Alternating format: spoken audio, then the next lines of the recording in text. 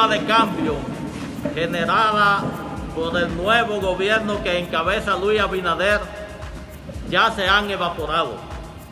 El aumento de precios de los combustibles y todos los artículos de primera necesidad demuestran que la promesa de campaña hecha por el PRM no eran más que simples promesas engañosas.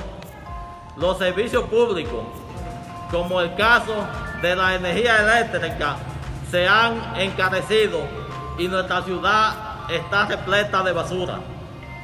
La visita del presidente Abinader al municipio de San Francisco de Macorís reafirma su compromiso con la élite poderosa con la cual se reunió y asumió importantes compromisos mientras excluyó de su agenda a los sectores populares cuyas necesidades han sido olvidadas. La lucha de los campesinos por la tierra es constantemente reprimida por la policía, institución esta que se comporta como sicario al servicio de los terratenientes. La lucha contra la pandemia es pura retórica y la ayuda del gobierno se concentra en los sectores poderosos a los cuales rescata mientras abandona a los sectores más vulnerables. Ha llegado la hora de unir a todos los sectores populares para irrumpir en activa lucha por la conquista de las demandas populares.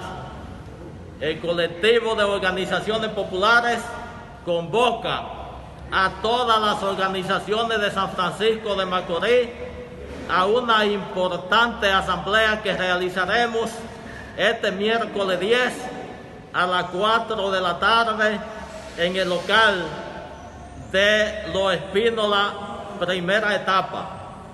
El ayuntamiento municipal es manejado por el alcalde como si fuera de su propiedad privada. Se niega a recibir comisiones de los sectores populares, por lo que le prometemos que a partir de la próxima asamblea hemos de salir con importantes jornadas de lucha que van a estremecer el Palacio Municipal para hablarle en el único lenguaje que ellos siempre han entendido. La paciencia se agotó. La paciencia se agotó.